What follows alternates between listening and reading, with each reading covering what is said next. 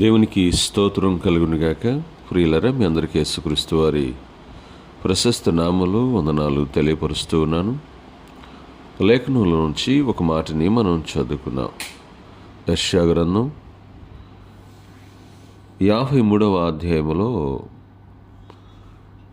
10వ వచనం 4వ లైన్లో ఒక విషయం రాశాడు.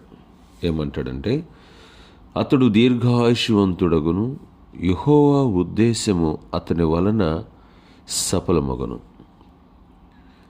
అతడు తనకు కలిగిన వేదనను చూసి తృప్తి నొందును. నీతిమంతుడైన ఆ సేవకుడు జనుల దోషములను భరించి తనకున్న అనుభవ జ్ఞానము చేత అనేకులను నిర్దోషులుగా చేయును. అనేకులను నిర్దోషులుగా చేయును. యెహోవా ఉద్దేశాలు నెరవేర్చడానికి ఆయన మీద భారం మోపాడు, యేసుక్రీస్తు వారి మీద అనేదే ఇక్కడ యెషయా ప్రవక్త క్రీస్తుకు పూర్వం 720లో ఈ ప్రవక్త ద్వారా ప్రవచనాన్ని పలికాడు. రాస్తున్నటువంటి ఈ విషయంలో మనకేమర్థం అవుతుందంటే, అతన్ని నలగొట్టకు యెహోవాకు ఇష్టమాయను అంటాడు.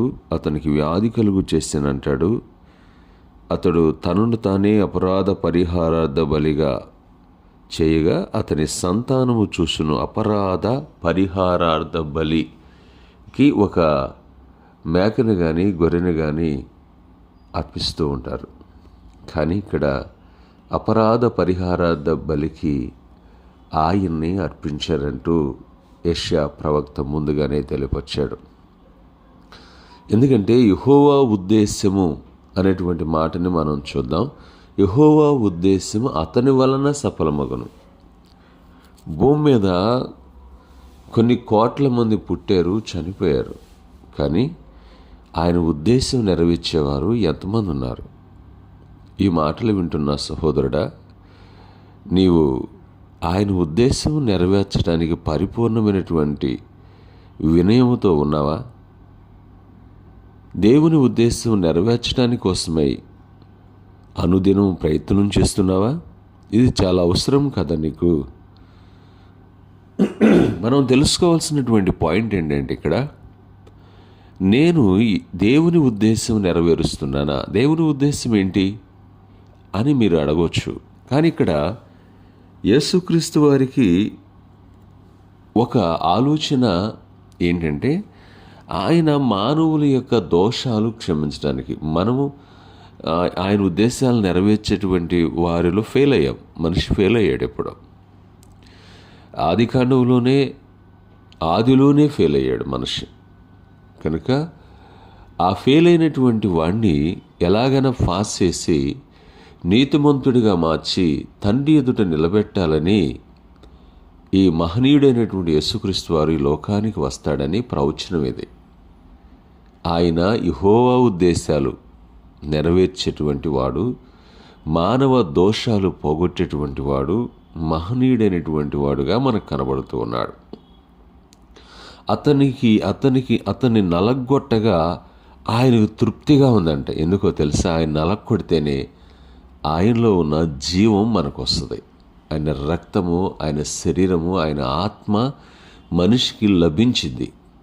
ఇందు నిమిత్తమై దేవుడు యేసుక్రీస్తు వారిని ఈ లోకానికి పంపించడం జరిగింది. అంటే తండ్రిగా ఉండేటువంటి ఆయన కుమారుడిగా మారి ఈ లోకానికి వచ్చి మానవుని యొక్క దోషాల్ని, మానవుని యొక్క హీనస్థితి నుండి విడుదల చేసి నీతిమంతుడిగా మార్చాలని దేవుని ఉద్దేశం. అది ఎఫెసీ పత్రికలో స్పష్టముగా జగత్పునాది వేయబడక మునిపే క్రీస్తులో ఏర్పరచుకున్నానంటూ ఆయన ఉద్దేశాలు నెరవేర్చడానికి వచ్చిన వాడే మన ప్రభువైన యేసుక్రీస్తు వారు అంటూ ఎఫెసీ పత్రికలో పౌలు స్పష్టంగా మాట్లాడుతూ వచ్చాడు.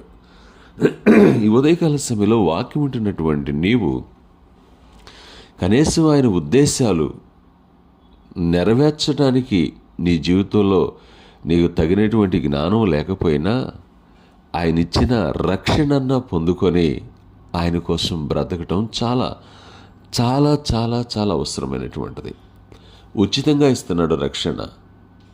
హెబ్రీ పత్రికలు అంటాడు, ఇంత గొప్ప రక్షణని మీరు నిర్లక్ష్యం చేసిన ఎడల ఎలా తప్పించుకుంటారు? రక్షణ ఇవ్వటానికి, దోషాలు హరించడానికి ఆయన నలకొట్టాడు. ఆయన నీకోసం నా కోసము ఈ లోకానికి వచ్చి మన దోషాలు హరింపచేసి నీతిమంతులుగా మార్చి తండ్రి ఎదుట నిలబెట్టడానికి కోసమై ఆయన మన కోసము తన్ను తాను బలిగా అర్పించబడ్డాడు. పాప పరిహారార్థ బలిగా. కృతజ్ఞులై ఉండాలి కదా మనం. ఆయన ఉద్దేశాలు ఇప్పటికైనా నెరవేర్చడానికి కోసమై ప్రయత్నం చేద్దాం, ప్రయాసపడదాం. క్రీస్తునందు ప్రయాసం వ్యర్థము కాదు, ఆయన మహనీయుడు.